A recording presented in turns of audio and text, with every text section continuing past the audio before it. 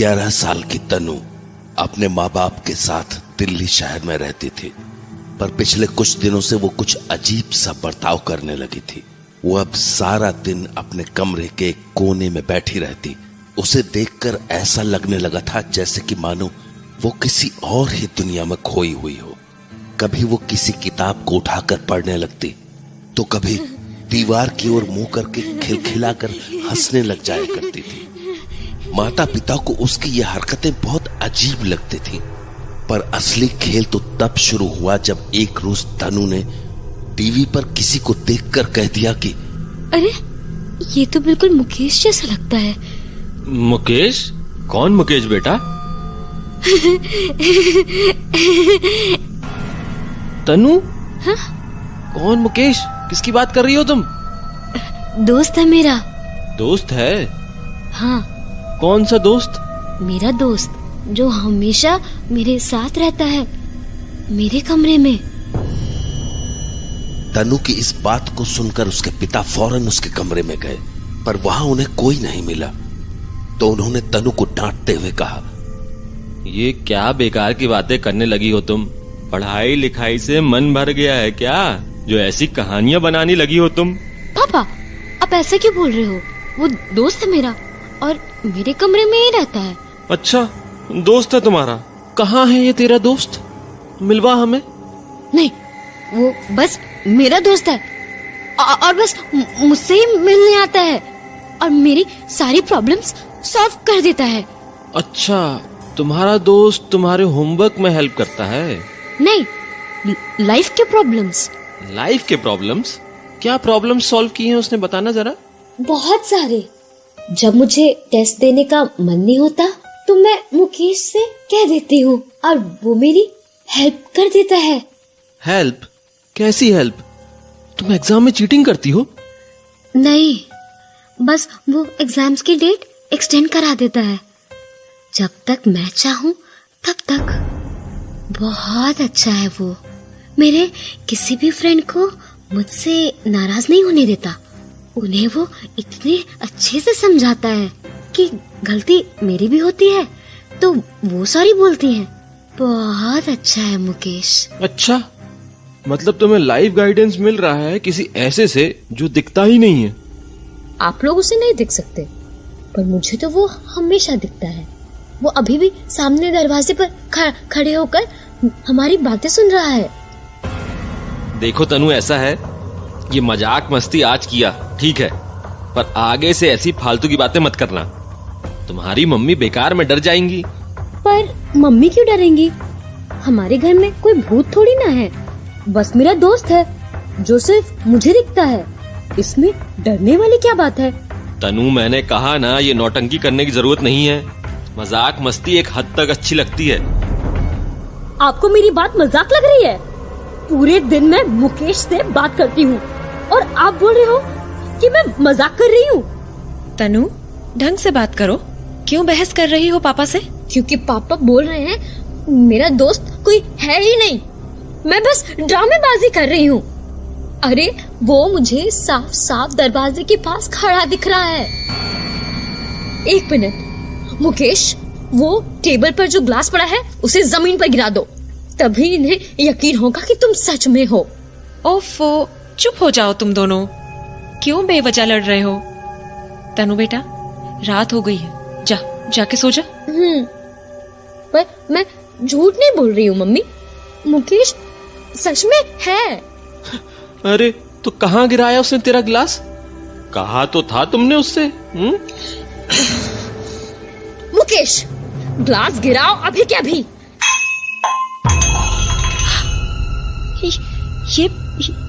ये कैसे हुआ? मैंने कहा था ना, मेरा फ्रेंड सच में है। ये क्या हुआ अभी? वो ग्लास कैसे गिरा? अरे, हवा से गिर गया होगा। नहीं, पंखा भी नहीं चल रहा है और खिड़कियां भी बंद हैं। हवा कहाँ से आएगी?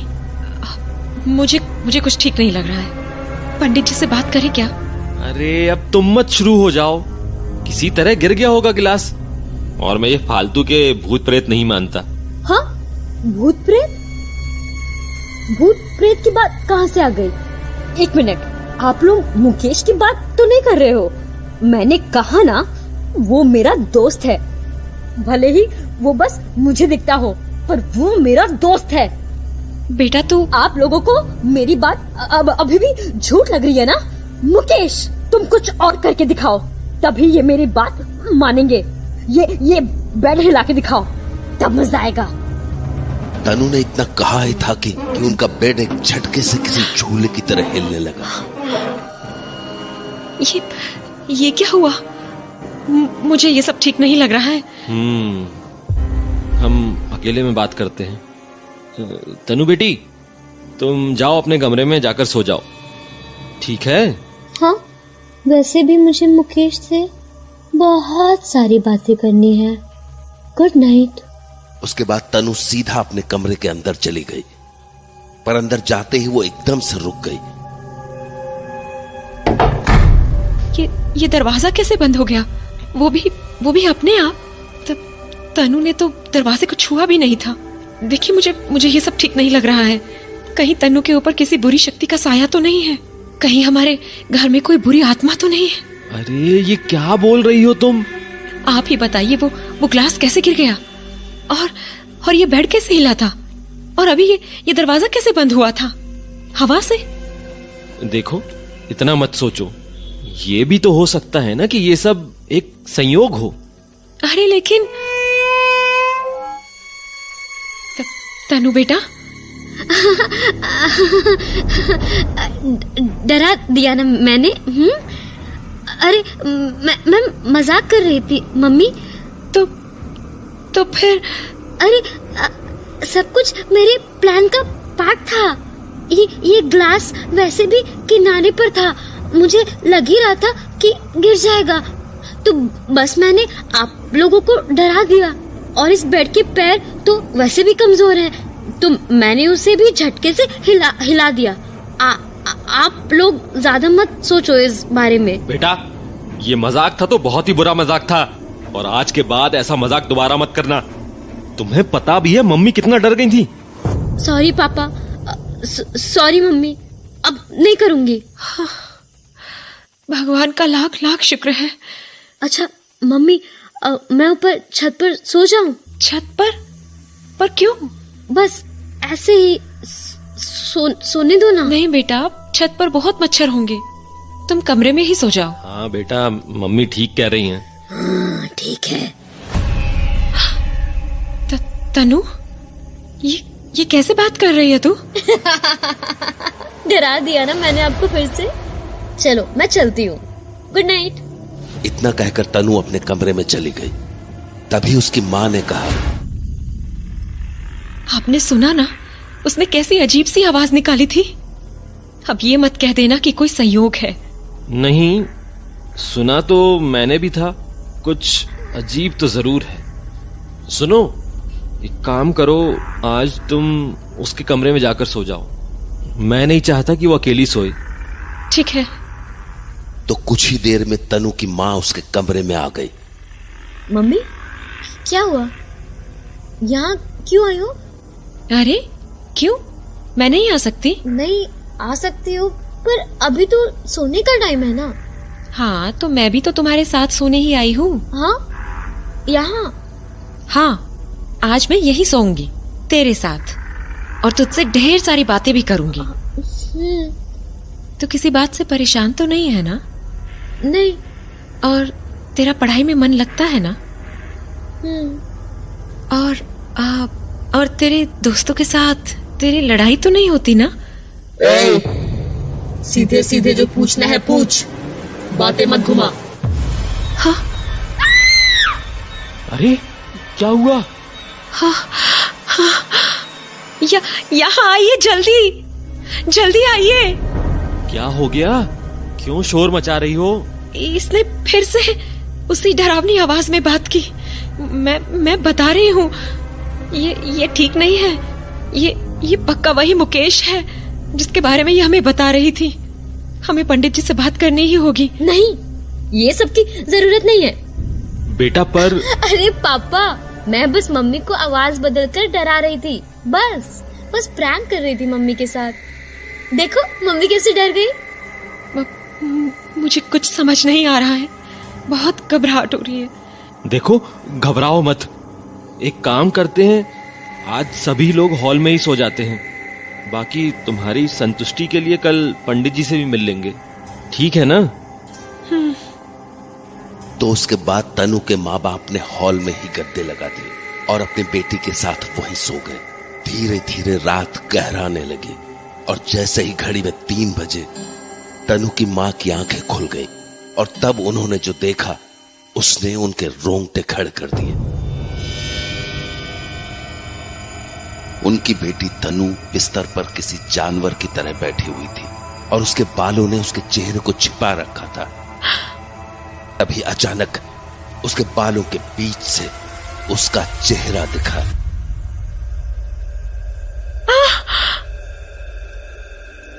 तनु तनु की मां अपनी बेटी को पुकार रही थी, पर वो तो शायद तनु थी ही नहीं। तभी एकदम से उसने कहा, पीछे देखो मम्मी। देखो पीछे। तनु की मां के शरीर का सारा खून जम चुका था, पर फिर भी जब उसने हिम्मत करके पीछे देखा तो वहां कोई बैठा था, कोई बहुत भयानक शक्ल का, और वो मुस्कुरा रहा था। यही है मुकेश।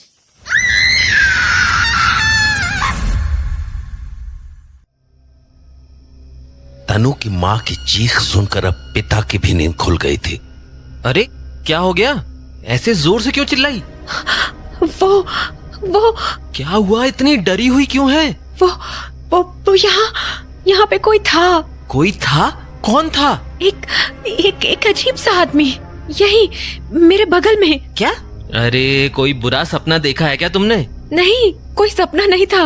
मैंने अपनी आंखों से उस आदमी को देखा था। और तनु तो क्या? तनु अभी अजीब सी हरकतें कर रही थी और वो भी जगी हुई थी। पर तनु तो सो रही है। नहीं, ये कोई सोवो नहीं रही, बस सोने की नौटंकी कर रही है। मैं आपको कह रही हूँ ना, मैंने अभी ये सब कुछ अपनी आंखों से देखा था। अरे पर ये भी तो हो सकता है ना कि तुमने कोई बुरा सपना देखा हो, और कभी कभी ऐसा हो भी जाता है। वैसे भी आज हमने बहुत ही अजीबोगरीब बातें की थी, शायद इसलिए तुम्हें ऐसा सपना आ गया। अरे पर वो आदमी यही था। मुझे नहीं पता, आप पूरे घर में देखिए। ठीक है, मैं जाकर चेक करता हूँ। तो तनु के पिता घर को चेक करने के लिए चले गए और तनु की मां वहीं सहम कर बैठी रही। उन्हें अब भी विश्वास नहीं हो रहा था कि उन्होंने क्या देखा था। वो उन बातों को याद ही कर रही थी कि तभी तनु के पापा लौट आए। मैंने कहा ना, कोई भी नहीं था, तुम फालतू में। तनु के पिता बोलते बोलते एकदम से रुक गए, मानो उनकी सांस अटक गई हो, क्योंकि उन्होंने कमरे के पर्दे के पीछे से अभी अभी किसी को झांकते हुए देखा था। एक पल को तो उन्हें वो उनका वहम लगा, पर फिर पर्दे के पीछे खड़े उस आदमी ने दोबारा से झांकने की कोशिश की तो तनु के पिता नाराज होकर बोले, कौन है वहाँ? वो भागे भागे उस पर्दे के पास पहुंचे, पर पर्दा हटाने पर उन्हें वहां कोई नहीं दिखा। चादर के अंदर से तनु की हंसी की आवाज आने लगी। तनु, तो तब से तू सोने का नाटक कर रही थी? हाँ? ये तो सो रही है। पर अभी तो ये जोर जोर से हंस रही थी, आपने भी सुना था ना। मुझे तो डर लग रहा है अब। रुको, मैं इसे जगाता हूँ। तनु उठो। पापा, क्या हुआ? कुछ हुआ क्या? वो तो तुम बताओगी अब। क्या खेल खेल रही थी तुम? खेल मतलब? नाटक मत करो तनु, तुम अभी हंस रही थी ना। मैं कब हंसी पापा? झूठ मत बोलो तनु, हम दोनों ने तुम्हें हंसते हुए सुना है। और कुछ देर पहले तो मैंने यहाँ इस कमरे में किसी आदमी को भी देखा था। मुकेश होगा, मैंने कहा था ना, वो मेरे साथ इसी घर में रहता है। अब तो मानते हो ना कि मेरा दोस्त सच में है। मुझे ये सब बिल्कुल भी ठीक नहीं लग रहा है, हमें पंडित जी से बात करनी ही होगी। अजीब तो अब मुझे भी लग रहा है। एक काम करते हैं, कल सुबह ही पंडित जी के पास चलते हैं और अभी के लिए इसे अपने साथ नीचे ही सुला लेते हैं। ठीक है। तो उसके बाद तनु के माता पिता ने तनु को नीचे ही सुला लिया और आंखें बंद किए सुबह होने का इंतजार करने लगे। उस रात और कुछ नहीं हुआ और सुबह होते ही पूरा परिवार पंडित जी से मिलने के लिए तैयार हो गया। वो लोग निकलने ही वाले थे कि तभी तनु ने कहा, पापा, मम्मी, मुझे कुछ ठीक नहीं लग रहा है। हाँ, क्या हुआ बेटा? मम्मी, मेरे पेट में बहुत जोर का दर्द हो रहा है। पेट दर्द अचानक से कैसे? पता नहीं मम्मी, आप लोग जाओ, मैं नहीं जा पाऊंगी। अरे नहीं बेटा, अगर इतनी ज्यादा तकलीफ है तो हम पहले डॉक्टर के पास चले जाते हैं ना। हाँ, डॉक्टर को दिखाने के बाद मंदिर चले जाएंगे। नहीं, उसकी जरूरत नहीं पड़ेगी। मतलब उतना भी दर्द नहीं है। हाँ, अभी तो कह रही थी बहुत दर्द है। नहीं, मतलब दर्द है पर उतना भी नहीं कि डॉक्टर के पास जाना पड़े। अच्छा, एक काम करो, घर में दवाई पड़ी होगी, इसे लाकर खिला दो। ठीक है। तो तनु की माँ दवाई लेने चली गई और तनु के पिता उसे एकटक बस देखने लगे, मानो उन्हें तनु के बात करने के तरीके में एक अजीब सा बदलाव नजर आ रहा हो। तभी तनु की माँ दवाई लेकर आ गई, पर जैसे ही उन्होंने दवाई तनु की तरफ बढ़ाई, तनु ने कहा, अरे मम्मी, ये सर दर्द की दवाई की क्या जरूरत है? सर दर्द ही है ना, थोड़ी देर सो जाऊंगी तो ठीक लगेगा। हाँ, सर दर्द की दवाई? क्या बोल रही है बेटा? अरे आप दवाई उसी के लिए लाए हो ना, ताकि मेरा सर दर्द ठीक हो जाए। क्या? अरे पर तेरे पेट में दर्द हो रहा था ना, तभी तो दवाई लाई हूँ। हाँ, नहीं, दर्द मेरे पेट में नहीं है, मेरे पाँव में है। इसलिए तो मैंने कहा था कि मैं मंदिर नहीं जाऊंगी, आप लोग जाओ ना। ये क्या बोल रही है? अभी थोड़ी देर पहले तो तूने कहा था कि तेरे पेट में दर्द था, तो फिर अब बात समझ नहीं आ रही है क्या? बोला ना तनु नहीं जाएगी। ये आपने सुना ना अभी? ये इसने किस तरह से बात की? आपने सुना ना? पहले तो मैं बस तसल्ली के लिए मंदिर जाकर पंडित जी से मिलना चाहता था, पर अब जाना बहुत जरूरी लग रहा है। करने दो ऐसे बहाने। आज तो मैं इसे जबरदस्ती मंदिर लेकर चलूंगा। मैं भाई को फोन करता हूँ, वो गाड़ी लेकर तुरंत आ जाएगा, उसी में चल लेंगे। हेलो विकास। हाँ भैया। एक काम कर, जल्दी से घर आ जा, तनु की तबीयत ठीक नहीं है। तबीयत ठीक नहीं है? क्या हुआ तनु को? तू बस जल्दी पहुँच, मैं तुझे बाकी का सब बाद में बताता हूँ। ठीक है, मैं 10 मिनट में पहुँचता हूँ। अपने छोटे भाई से बात करने के बाद तनु के पिता का हौसला थोड़ा सा बढ़ा, पर जैसे जैसे वक्त बीतता जा रहा था, उनका वो हौसला भी टूटने लगा। जब देखते देखते 20 मिनट बीत गए तो उन्होंने अपने भाई को दोबारा फोन किया। हेलो विकास, कहाँ है तू? घर पर हूँ भैया। क्यों? घर पर? अरे तू यहाँ आने वाला था ना? हाँ, पर आपने तो फोन पर कहा कि आने की जरूरत नहीं है, तनु अब ठीक है। क्या? अरे मैंने कब बोला ये? 15 मिनट पहले भैया, आपने फोन किया तभी तो मैं वापस घर लौट आया, नहीं तो मैं आ ही रहा था। तू अभी के अभी घर पहुँच और जल्दी कर। हाँ, बस अभी पहुँचता हूँ। तो कुछ ही देर में तनु के चाचा वहां पहुंच गए और जब उन्होंने अपने भैया भाभी से उनकी आप बीती सुनी तो वो फौरन ही तनु को मंदिर ले जाने के लिए राजी हो गए। पर ये काम इतना भी आसान नहीं होने वाला था। खैर, जैसे ही सब लोग गाड़ी में बैठे, तनु ने कहा, कहाँ ले जा रहे हो मुझे? बेटा, हम ना आपको ऐसी जगह ले जा रहे हैं जहाँ आपको आराम मिलेगा। आराम? तो कब्रिस्तान लेकर चलना मुझे, वही तो मेरा घर है। हाँ? ये किस तरह की बात कर रही हो तुम? भैया, ये कुछ मत पूछो, बस जल्दी चल। कब्रिस्तान लेकर चल मुझे, वही जाना है मुझे। कब्रिस्तान क्या करोगे जाके? हम कहीं और चलेंगे ना। होशियार मत बन मेरे साथ विकास, जितना कहा जा रहा है उतना ही कर। अच्छा, और मैंने तुम्हारी बात नहीं मानी तो? पीछे पलट कर तो देख, तुझे जवाब मिल जाएगा। तनु की बातें सुनकर अब चाचा को भी डर लगने लगा था, इसलिए पीछे पलटने के बजाय उन्होंने आईने में तनु को देखने की कोशिश की, पर उन्होंने जो देखा उससे उनके होश उड़ गए। पीछे तनु के बगल में एक अजीब सा आदमी बैठा हुआ था, जिसे देखकर उन्हें इतना तो समझ आ गया कि वो इंसान तो बिल्कुल नहीं था, बिल्कुल भी नहीं। देख लिया ना? कहाँ ले चलो आपको? बताओ। बड़ा कब्रिस्तान। बड़ा कब्रिस्तान? तुम जानते हो ये कहाँ है? हाँ, पर ये शहर से बहुत दूर है। वही जाना है मुझे। भैया, क्या करें? एक काम करते हैं, पहले इसे वहाँ ले जाते हैं। ठीक है। तो उसके बाद वो लोग बड़े कब्रिस्तान की ओर निकल पड़े और लगभग 1 घंटे के सफर के बाद आखिरकार वो लोग वहां पहुंच ही गए। वो इलाका बहुत ही ज्यादा सुनसान था और आसपास की जमीन बिल्कुल बंजर सी। तो तनु के पिता गाड़ी में बैठकर आसपास देख ही रहे थे कि उन्हें अपनी बाईं ओर एक आदमी खड़ा दिखा। तो उन्होंने उससे पूछा, भाई साहब, बड़ा कब्रिस्तान यही है? हाँ यही है, पर आप लोग यहाँ क्यों आए हैं? नहीं, वो हमें यहाँ कुछ काम था। काम था? यहाँ आसपास देख रहे हो आप? हाँ? अरे भाई साहब, जो भी काम था ना वो यहाँ नहीं हो पाएगा। किसके कहने पर आ गए आप यहाँ? आप जानते भी हो इस जगह के बारे में? हाँ? नहीं, क्यों? अरे ये जगह शापित है, शापित। किसके कहने पर आए हो यहाँ? भाई साहब, आपको कहूंगा तो आप मेरा विश्वास नहीं करेंगे। अरे सीधे सीधे बोलना, प्रेत लेकर आया है तुझे यहाँ? हाँ? गलत बोल रहा हूँ क्या मैं? उसी के कहने पर आए हो ना यहाँ? कुछ बोलेगा? हाँ जी, मुझे ठीक से तो नहीं पता, पर मेरी बेटी कुछ अजीब सा व्यवहार कर रही है। हाँ हाँ, प्रेत है उसके सर पे, साफ पता चल रहा है। हाँ जी, वो बता रही थी उसे कोई मुकेश दिखता है और उसी के कहने पर हम यहाँ आए हैं। मुकेश? अरे किसी भी मुकेश का यहाँ क्या काम है? ये कब्रिस्तान है। ऐसा है कि वो प्रेत आपको बहका रहा है, खेल रहा है तुम्हारे साथ। ये जगह इतनी ज्यादा शापित है कि यहाँ आसपास की जमीन तक बंजर हो चुकी है। यहाँ अब कोई नहीं आता। यहाँ पर जितने भी कब्र थे सबको हटा दिया गया है। ये जगह जिन और प्रेत आत्माओं का घर बन चुका है। इसीलिए जितनी जल्दी हो सके यहाँ से निकल जाओ, नहीं तो अपनी बेटी को बचा नहीं पाओगे। क्योंकि अगर यहाँ की हवा लग गई ना तो जिंदगी लग जाती है, पर लोग ठीक नहीं हो पाते।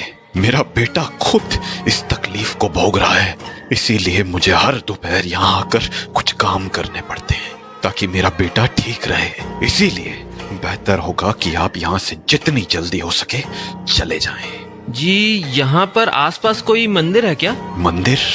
अरे 15 किलोमीटर तक यहाँ लोग तक नहीं दिखेंगे आपको। वो प्रेत जानबूझकर आपको यहाँ लाया है ताकि और ताकतवर हो सके। इसीलिए अब और इंतजार मत कीजिए और जल्द से जल्द यहाँ से निकल जाइए। उस आदमी ने इतना कहा ही था कि तनु गाड़ी से निकली और भागती हुई कब्रिस्तान के अंदर चली गई। तनु बेटा, तनु बेटा! भाई साहब, ये ठीक नहीं हुआ। अगर आपकी बेटी इस कब्रिस्तान में खो गई तो उसे आप कभी नहीं ढूंढ पाओगे। जल्दी से ढूंढना होगा उसे। हाँ विकास, चल। नहीं, अंदर ज्यादा लोगों का जाना बिल्कुल भी ठीक नहीं है। कहीं किसी शक्ति ने आप लोगों को भी अपना शिकार बना लिया तो बहुत दिक्कत हो जाएगी।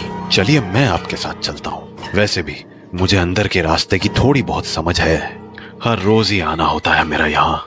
तो उसके बाद तनु के पिता और वो आदमी कब्रिस्तान के अंदर जाकर तनु को ढूंढने की कोशिश करने लगे, पर अंदर का जंगल इतना घना था कि कुछ भी ठीक से दिख नहीं रहा था। तनु बेटा, तनु बेटा! भाई साहब, नाम पुकारने से आपकी बेटी नहीं मिलेगी। वो इस वक्त आपकी बेटी तनु है ही नहीं। तो क्या करें? कहाँ ढूंढे उसे? सामने थोड़ी दूर पर एक पुरानी कब्र है। अगर मेरा शक सही है तो वो हमें वहीं मिलेगी। पर क्यों? कब्र पर क्यों? बस समझ लीजिए, तबाही की शुरुआत वहीं से होती है। क्या? देर मत कीजिए, जल्दी चलिए।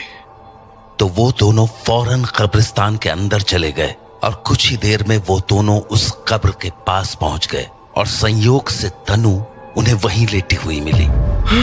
तनु! भाई साहब, जितनी जल्दी हो सके इसे गोद में उठाकर यहाँ से ले चलो। अरे पर ये बेहोश कैसे हो गई? भाई साहब, मेरी बात मानो। ये जितनी देर इस कब्रिस्तान के अंदर रहेगी आपसे उतनी ही दूर होती रहेगी। इसीलिए इसे गोद में उठाओ और फौरन बाहर ले चलो। तो उस आदमी की बात मानकर तनु के पिता ने तनु को गोद में उठाया और कब्रिस्तान के बाहर लेकर आ गए। पर अभी उन्होंने उसे गाड़ी की पिछली सीट पर लिटाया ही था कि उन्हें उसकी गर्दन और हाथों पर कुछ अजीब से उंगलियों के निशान दिखे। ये क्या है? ये निशान कैसे हैं? पता नहीं कैसे निशान हैं। मैंने साफ करने की कोशिश की थी पर ये निकल ही नहीं रहे। ये कोई आम निशान नहीं है भाई साहब। मेरी मानिए तो आप बिल्कुल भी देर मत कीजिए और जल्द से जल्द जाकर किसी पंडित से मिलिए, नहीं तो अनर्थ हो जाएगा। उस आदमी की बात सुनकर वहां खड़े सभी लोगों की रूह कांप गई और वो लोग वहां से फौरन किसी मंदिर की तरफ निकल गए। तो कुछ ही देर में वो लोग मंदिर पहुंच गए, पर जब पंडित ने तनु को देखा, बिटिया तो ठीक ही लग रही है। नहीं पंडित जी, ये अभी थोड़ी देर पहले तक बहुत अजीब अजीब हरकतें कर रही थी। हाँ, पर अब इसे देखकर ऐसा नहीं लग रहा कि इसके ऊपर किसी प्रेत का साया है। शायद वो जो कुछ भी इसके ऊपर था वो जा चुका है। तो पंडित जी, तनु अब ठीक रहेगी? हाँ बिल्कुल। पंडित जी की बातें सुनने के बाद उन सभी के मन को आराम सा मिला। पर जैसे ही वो लोग मंदिर के बाहर अपनी गाड़ी के पास आए, तनु जोर जोर से हंसने लगी और गाड़ी के बोनेट पर जोर जोर से अपने हाथ पटकने लगी। तनु बेटा, तनु। विकास, मुझे लगता है ये इस मुकेश का ही किया धरा है। तुम जाकर जल्दी से पंडित जी को बुला लाओ। तो कुछ ही देर में तनु के चाचा भागकर पंडित जी को बुला लाए। पंडित जी के आते ही तनु शांत सी हो गई और पीछे पलटकर खड़ी हो गई, मानो उसके अंदर का मुकेश पंडित जी से नजरें तक नहीं मिलाना चाहता था। तभी पंडित जी ने कहा, ये प्रेत बहुत ही शातिर है। मंदिर आने के पहले इसने इस बच्ची का शरीर छोड़ दिया था, तभी ऐसा लग रहा है कि इस बच्ची पर किसी का साया नहीं है। पर पंडित जी, अब हम क्या करें? ये तो मंदिर के अंदर जा ही नहीं रहा, तो इसका समाधान कैसे होगा और मेरी बेटी कैसे ठीक होगी? चिंता मत करो, इसका उपाय है मेरे पास। आप लोग बस इसे कस के पकड़े रखिए। पंडित जी के कहने पर जब उन्होंने तनु को जबरदस्ती पकड़ लिया तो पंडित जी ने तुरंत उसके दोनों अंगूठों पर एक कलावा बांध दिया। कलावे के बांधते ही तनु शांत सी हो गई। अब ये प्रेत इसके शरीर को नहीं छोड़ पाएगा। आप बच्ची को मंदिर के अंदर लेकर आइए। पंडित जी के कहने पर वो लोग तनु को मंदिर में लेकर चले आए। उसके बाद पूरी रात पूजा चली और सुबह जाकर पंडित जी ने तनु के माता पिता से कहा, आपकी बेटी आप सुरक्षित तो है, लेकिन दो बातें हैं जो आप सभी को हमेशा ध्यान में रखना होगा। कौन सी दो बातें पंडित जी? पहला ये कि किसी भी हालात में तनु की कलाई पर बंधा हुआ धागा खुलना नहीं चाहिए और ये धागा हर महीने 2 महीने में बदलता रहना होगा, वरना संकट दोबारा लौट सकता है। मैं समझा नहीं पंडित जी। तनु के ऊपर जो प्रेत है उससे हमेशा के लिए छुटकारा पाना नामुमकिन है, इसलिए उससे बचने का एकमात्र उपाय यही है कि उस प्रेत को तनु के पास आने का मौका ही ना मिले। इसलिए धागे का बंधा रहना जरूरी है। पर धागे की मंत्रों की शक्ति कमजोर हुई तो वो संकट दोबारा इसकी तरफ आने की कोशिश कर सकता है। पर पंडित जी, हमें पता कैसे चलेगा कि धागा कमजोर पड़ने लगा है? वो आपको आपकी बेटी खुद बता देगी। तनु बता देगी? पर कैसे? जैसे ही धागा कमजोर होने लगेगा वो प्रेत तनु को दोबारा से दिखने लगेगा। इसलिए बच्ची से ये जरूर कहना कि जब भी कभी वो दोबारा दिखने लगे ये आप लोगों को जरूर बता दे। ठीक है पंडित जी। उस रोज के बाद से तनु की जिंदगी वापस से सामान्य हो गई थी। पर जैसे ही उसकी कलाई पर बंधे हुए उस धागे की शक्ति कम पड़ने लगती थी। मम्मी, पापा। तनु बेटा, क्या हुआ? क्या हुआ बेटा? बोलना। मुकेश